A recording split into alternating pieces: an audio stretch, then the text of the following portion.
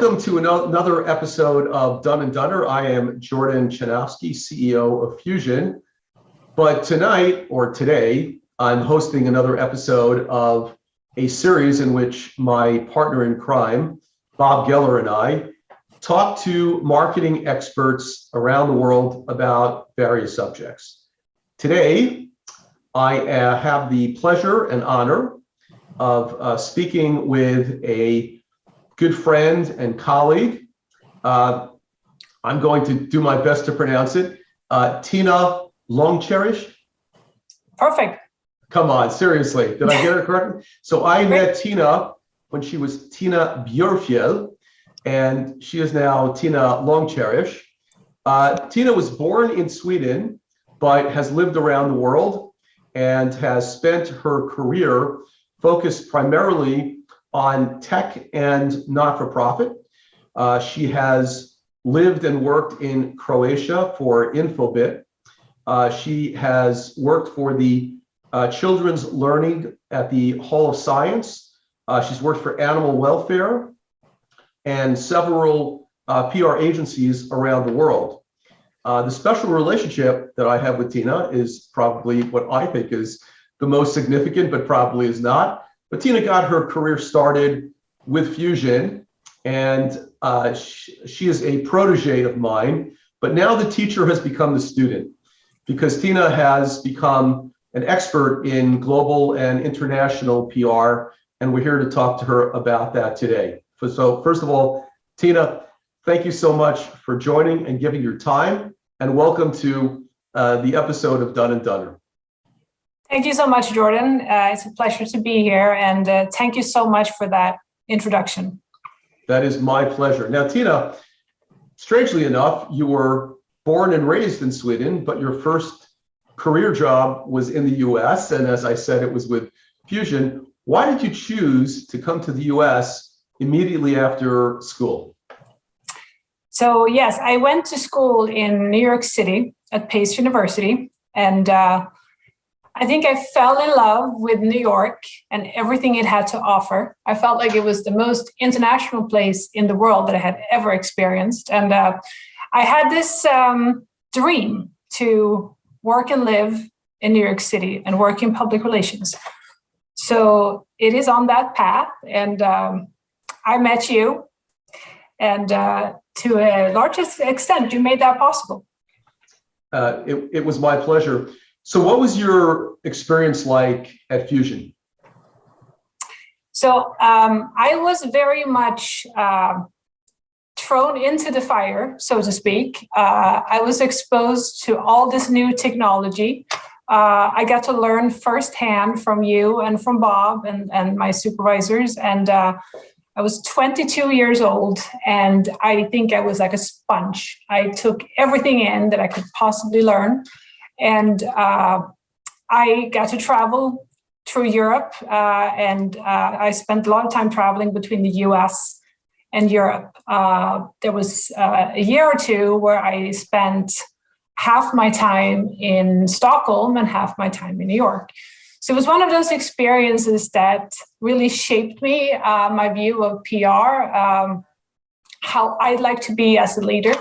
So it definitely had a huge impact on my life. Well, this may not be a fair question because it's very general, but take it as you will. At a high level, what was your experience, or what did you learn between the difference in working in the US and, say, working in Europe? Well, I tend to think that there is this American go-getter attitude. You can do anything. That, of course, exists in other countries too, but I felt the breadth of that living and working in New York City under your leadership, that as long as you put enough effort and enthusiasm and hard work into something, you can really make it. And I very much believe in that American dream still today. So I think there is a difference in that way.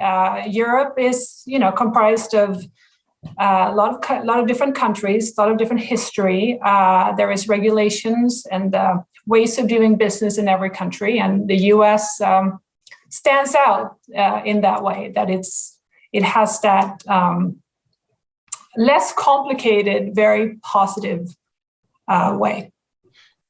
Do you kind of fall victim to an extent once you work in the US to comparing everything back to the US? So even if you work in Croatia, it's not necessarily Croatia versus Sweden or Croatia versus Egypt, but it's how does it stack up against the US? Well, I think what I found is that when I lived in Europe, I actually moved 3 times across the Atlantic over the course of the last 15 years. And whenever I'm in Europe, I compare Europe to the US. And when I'm in the US, I compare that to Europe. And I become the US expert when I'm in Europe, and I become the European expert when I'm in the US. So, and I appreciate both worlds. I'm like you said, I'm born and raised in Sweden. I will always have that belonging. But yes, I compare. Wherever I live, I always compare it to the United States, I think. Well, I think the listeners will find it either interesting or humorous that you actually live in Texas now. And so some may say that different regions of the United States actually function as differently as different areas around the world. Yes. Texas is almost like its own country. So. Right. Some people would say that about New York as well. So let's get into a bit of the thick of things. So I would suppose that the first word that comes to mind when we think about doing any kind of global business in any capacity, certainly in a marketing or PR capacity, we think of culture. How does culture affect the way that you engage with PR globally? So culture has a significant impact on how you do PR. If you are a media relations expert, for example, you would approach the media differently in different countries. You would socialize differently with media in different parts of the world. If you're meeting a reporter in Germany, you would most likely meet him after 3 p.m. at the local beer garden. If you're meeting a reporter in Croatia or in Southeast Europe, you can pretty much spend 2 hours, take 2 hours out of your schedule, make sure you have plenty of time, drink a lot of very strong coffee, and enjoy that local alcohol. In Croatia, it's called rakia. And you have to learn how to adjust to that. In the US, I think we are much more in a rush. It's easier to work with media. They know what to expect. They know what to ask for in a different way. It's an easier process in general. But yes, you have to adjust to anywhere to the country that you're in. Absolutely. And what does that mean in terms of actually engaging in a PR program from country to country or region to region? How do you adjust? How do you get a team to adjust to those differences in culture? So I think when a company is entering a new market, say it's a new European country, you have to look at that country as to where are your customers, what does the local competition look like in that country, and don't just look at the global players. Make sure to look at the local competition. There could be one company that has conquered that country only, and you may underestimate the media impact and the marketing impact that company actually has in the country. So I think you need to be quite humble. You need to do your research, and you have to look at messaging as well and see whether the messages, the core messages that the company has developed, does that actually work in the same capacity in that country? Well, let's talk about messaging just a little bit.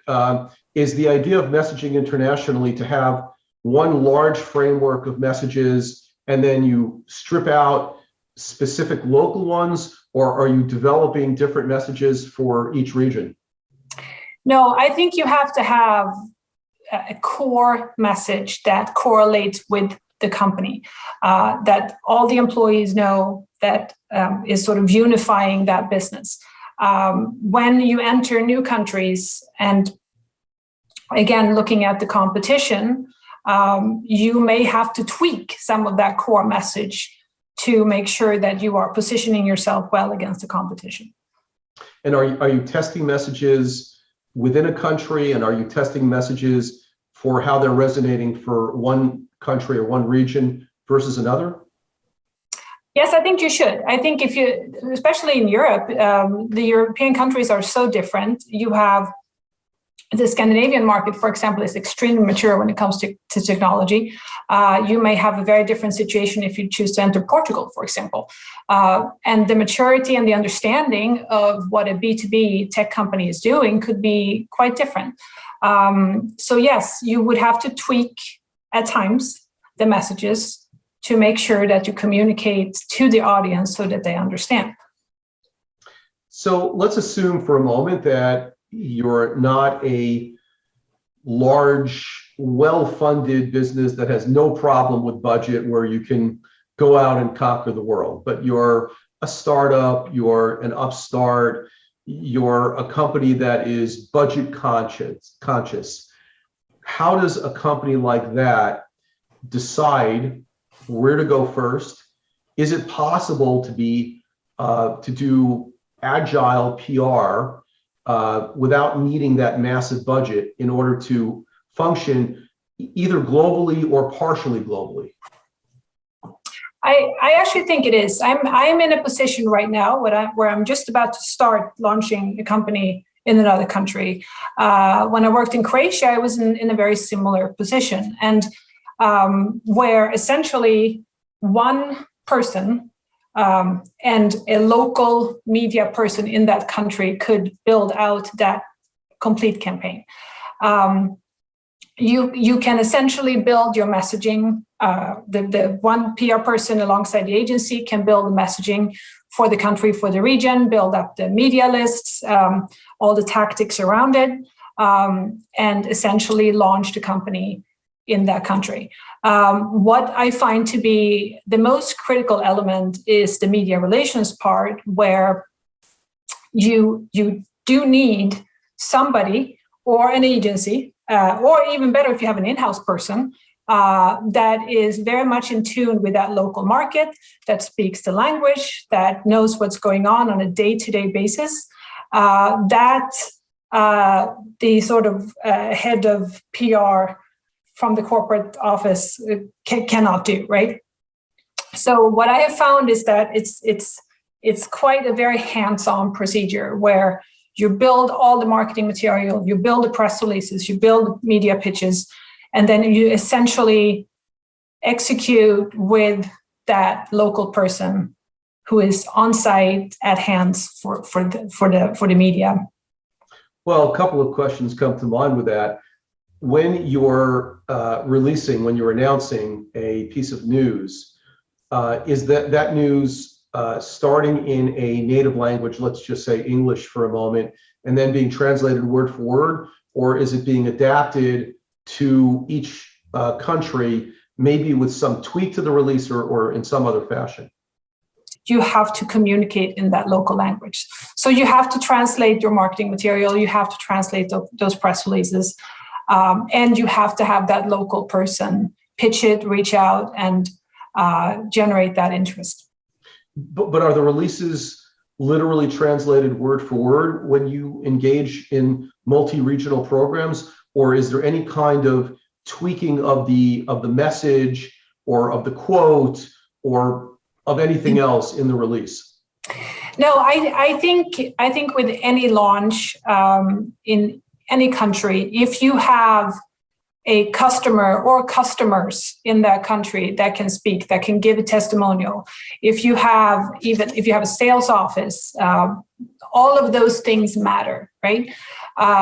So whenever you have the opportunity to have a customer launch with you, that will give a different impact than just a general release that you once issued in the UK and now you're tweaking it just a little bit for Germany. So customers are extremely important. Customers bring you credibility. Customers are essentially what the media will recognize. They know the customer, they know what that customer does. It gives you that immediate connection. And we're talking about customers. Is having a customer in one country but not in another, good enough to make the launch, to do the launch in these other countries? In other words, is a foreign customer, does it hold water? No, there are no written rules about this. I think you have to look at what you can bring forward, right? If you have an international customer that's known all over the world, of course, launch it in all the countries.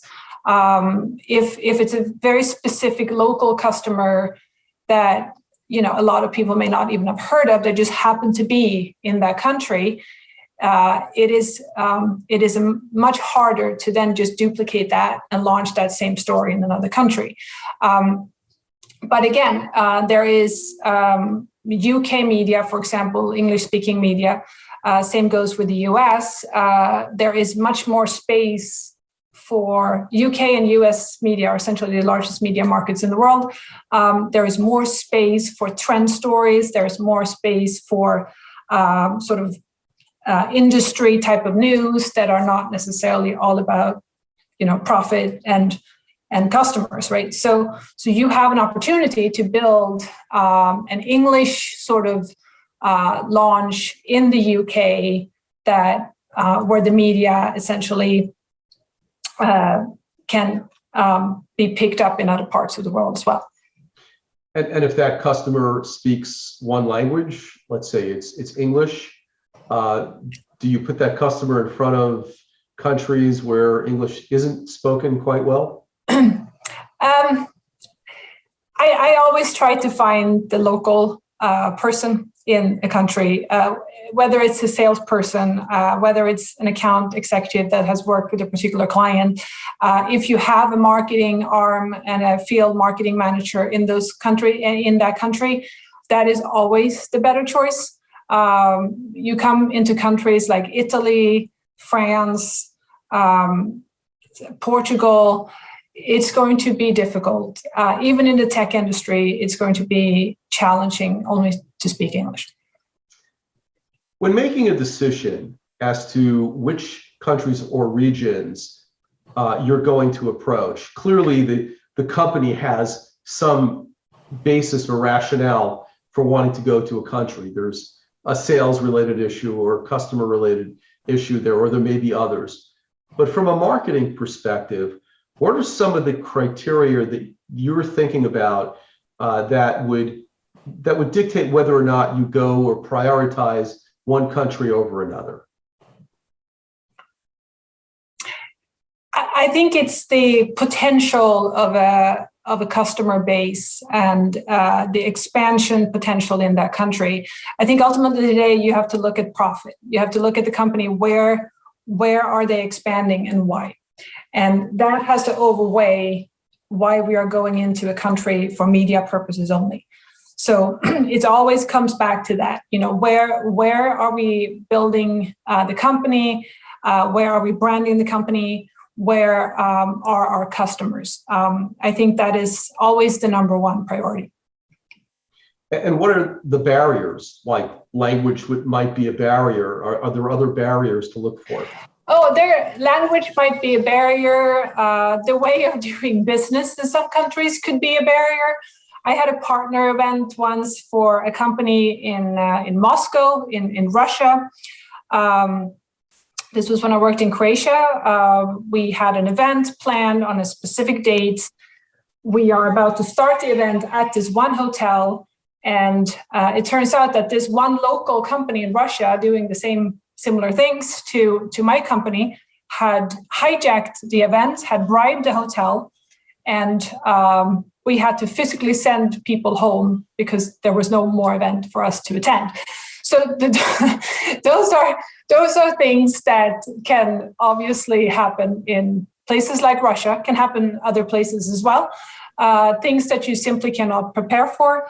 I had an office opening once in Egypt, where I was told by marketing that there is a camel man who also works at the local gas station, and he knows all the media we need to meet with, and he needs 250 euros from the ATM machine at this one particular bank, or we are going to get in trouble. So, which I didn't do. I didn't send somebody over to that ATM machine. But these are examples of obstacles that can happen. I think in the US, we are so used to a very mature media market. Public relations doesn't have to be explained. This is not the case all over the world, right? There's very different viewpoints of PR. But these are just a few examples. For business ethics, you don't always know. Those are fantastic stories. What are the best and worst that you've seen? Those may be in the top one or two, but what are some of the best and worst experiences that you've run into? Well, I have had executives, VPs not showing up at all at interviews. I think that is one of the worst things that happens to any PR professional. They simply don't show up to an in-person meeting, and you're standing there and you feel pretty stupid. But yeah, the Egypt story is up there. And yeah, I think those are some of the stories that I can think of right now. But yeah, there's definitely different ways of doing business in different parts of the world. In Southeast Europe, time is viewed very differently. Waiting for somebody for half an hour, 45 minutes, is perfectly normal. If you go to Stockholm and you're 10 minutes late, people are starting to get really uncomfortable. Until you learn that you have to wait for people, the more important the person is, the longer you may have to wait for that person. Especially in Croatia and the Balkans, Bosnia, this is perfectly normal. Nobody has a problem with that. It's important to get a smoke break in every 30 minutes because that's what we do. And in the US, I never had to encounter that. So I have to ask, what's the strangest country that you've ever worked in? The strangest country I've ever worked with. Maybe it is Egypt, now that I think about it. Let's talk about agencies. What is the right time to think about an agency in a global program, a PR agency in a global program? And what is your advice in terms of hiring agencies? Is it a lead agency? Is it agencies in each region, or other words of wisdom there? Right. No, I think it depends on the company. And like you said, it depends on the budget, of course, as well. What I have found when I initially, one of my first sort of global launches, I was convinced that the company needs this large agency that has offices all over the world that can just, transfer the knowledge from, the US to Paris. And it was going to work just great. And it turned out that it didn't work that well at all. And in many countries, and I tend to think the smaller the country, the more local you should get with PR. Because there's usually 5-6 top very local agencies with maybe 10, 15 plus employees that really know how to tackle the market. So I tend to think that for the US and for the UK, hire that agency and maybe spend a little more money on that retainer. I tend to think in especially smaller European countries that you may want to look into the local agencies. Latin America, another part of the world that I found to be a lot easier to work with local agencies than these large networks. Because they have the flexibility, they have the hunger that Fusion very much has as well. They want to succeed, and they're really thrilled to take on one of these international clients that may not be so well known. And we all know the bigger the clients, the bigger the agency, the harder it is to get that attention for a startup, right? So I tend to think that you should go local, especially in smaller countries. If we're talking about Europe for a quick moment, does the UK suffice as a media market and as your agency center if you don't have budget to go around Europe? See, the simple answer to that question is yes, because the UK media market is that media market that can gain interest and credibility in other countries as well, because it's an English-speaking market, it's a mature market, and there is global media in London, right? So I tend to think if you don't have the budget, I would say start with the UK and make that your priority first. It's also easier to understand for an American company. The cultures are quite similar. The agency networks are very, very well established in the UK, right? And how far does that extend out? So if you're in Eastern Europe, does that still count? If you go as far as Russia, does that still count? Well, it's hard to draw the map like that. But of course, French media is in French. The French people read French newspapers. They need French business press. But if there's something major happening in the UK and you get an article in the Financial Times, it could spill over to other parts of the world, right? But I think if you have a slim budget, I don't want to draw the line somewhere in Dubai that this is the this is the geographical border for UK media. It's hard to tell. Although the US media might serve that purpose, because is it not true that the US media is read around the world? US media is global, especially some of the top tier media outlets are read all over the world. Does it have the same impact for a French businessman to read it in the New York Times? I'm still not sure. It definitely has a great impact, and the French media might even recycle that article because it was in the New York Times. But you still need to have that local understanding of French media and what happens in that media climate. Understood. Talk briefly about an integrated program. So is the way that you engage in different countries from an integrated standpoint, does that make a difference? Do you need to do social first, sort of see the market? Does that change from country to country, or are there other factors that dictate how you might go about handling an integrated program internationally? So I think if you have those internal resources where you can build a social media campaign, you can put out a couple of articles, the content team can write up something very relevant to what you're doing, to the product that you're launching in that local language, along with PR. This is ultimately how it should happen, right? This is the way companies should work. You don't always have those resources. You don't always have those hours. I tend to think that PR is that first initial try almost, right? Putting out that story, getting the media interested. It is an easier way to test the market before you put digital marketing, social media, advertising. PR in many ways serve as that first, I would say, test almost. Now you're now working for a company called Agora, if I'm not mistaken, yep. And you're about to do a launch.